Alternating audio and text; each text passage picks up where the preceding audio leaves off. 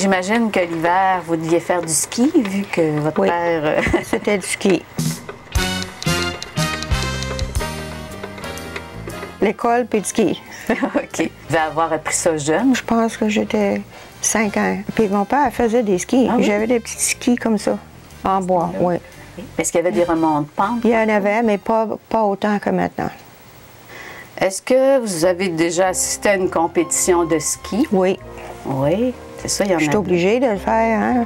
Mon papa a dit, tu vas aller faire ça. Une couple de fois, j'ai gagné le slalom. On faisait du ski dans les pentes de ski. Il y avait de la glissade aussi. Oh oui, c'était agréable l'hiver aussi. Mais au début, c'était gratuit, mais à un moment donné, c'est devenu peut-être plus commercial. Ça fait qu'après, il y avait des frais au bout de, mettons, 5-6 heures. Là. Mais il y avait toujours beaucoup de monde. Hein? Ça se remplissait, les gens venaient de Québec. Tant que Stoneham n'a pas été un centre de ski, là, les gens venaient beaucoup faire du ski ici. Il y a une autre chose qui se passait dans ce temps-là, c'était la course des chiens. Il y avait une course de 3 jours de fil. Puis le prix, c'était 1 000 $ pour celui qui gagnait. C'était de l'argent dans ce temps-là, hein, quand j'allais à l'école ici. Là, hein. Puis ça partait soit de Limoilou, puis ça terminait au château, ou soit ça partait du château, puis ça terminait à Limoilou, je ne suis pas certain. Mais ça passait par le chemin de la Grande Ligne. Ça faisait un trajet dans 3 jours de 100 000. Hein. C'était des chiens... Les chiens en course, chiens ordinaires, n'importe quelle sorte de chien. Pas qu'ils prennent de raccourcis. Mon père rapportait les numéros des coureurs quand ils passaient devant chez nous. Hein. Je me rappelle de ça dans l'hiver. Lui, il surveillait sur la galerie, puis quand l'équipe passait, il prenait le numéro sur le dos du gars, là, puis il rapportait ça. Pour pas qu'ils prennent des raccourcis puis faire de la tricherie. Il y en avait qui venaient d'Alaska puis des États-Unis qui couraient là-dedans. Là, ouais. Eh bien. Des fois, on prenait une petite vacance pour aller voir ça. Là. Dans le temps que j'étais jeune, j'avais des amis qui restaient pas loin, là, puis on faisait beaucoup de bateaux le jour. Quand je suis arrivé ici, nos amis, les Leclerc, il y avait un Saint-Force. Faisiez-vous la voile aussi? J'en ai fait un peu de voile quand j'étais jeune avec des amis, là, mais pas beaucoup. Par contre, un peu plus tard, quand les moteurs ont grossi un peu, on a fait du ski nautique, pas mal. Puis même, on en faisait jusqu'au mois de septembre. Puis dans le temps, ben, c'était pas très compliqué. Vous allez aller en costume de bain, il n'y avait pas de dry suit, il n'y avait rien d'équipement sophistiqué. Même à l'origine, on faisait du ski, puis on n'avait même pas de bouée de sauvetage. Quand j'étais jeune, il y avait des cours de natation organisés par la Croix-Rouge puis le Club nautique Saint-Louis.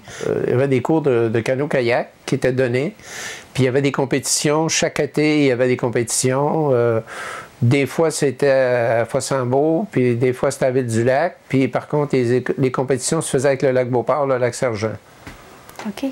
Fait que le mois de juillet était pas mal, tous les fins de semaine étaient pas mal pris par le canotage. Les premières années qu'on est arrivé ici, en 1950, il y avait, le club nautique n'existait pas, mais il y avait des régates dans ce qu'on appelait la baie des Giguères. Et puis après ça, vers 1952, les régates ont eu lieu au club nautique Saint-Louis.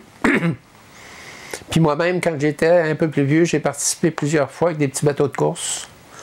Des régates. C'était des courses de bateaux moteurs, des courses de canots, des choses de même. Et dans le fond, bien, à l'origine, toutes ces choses-là, c'était fait pour ramasser des fonds pour le club nautique. Vous n'êtes pas occupé de la folle Catherine? La folle Catherine, oui, madame. Ouais. Ça, on avait 125 jeunes de 5 ans à 18 ans. C'était des cours de danse... folklorique, du folklore d'à peu près tous les pays. Puis on est allé avec la folle Catherine, ça a été loin. On avait un professeur de Québec.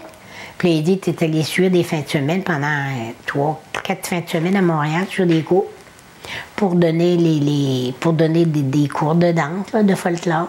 On en a donné des spectacles. On a même été au Grand Théâtre. Ah, On avait gagné, oui, on avait gagné au Grand Théâtre. On avait gagné le premier prix au Grand Théâtre. À Robert Gifford, on est allé souvent. On est allé à Baie-Saint-Paul. Là, à ce moment-là, on avait pris un autobus. Puis,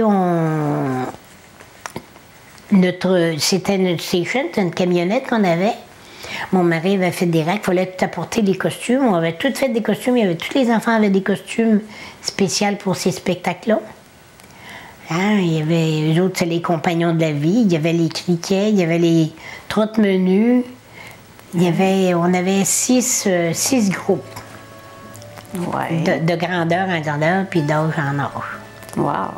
C'est un beau Alors projet. ça, c'était un projet qui a été bien intéressant, qu'on a tiré beaucoup de choses de ça. Oui.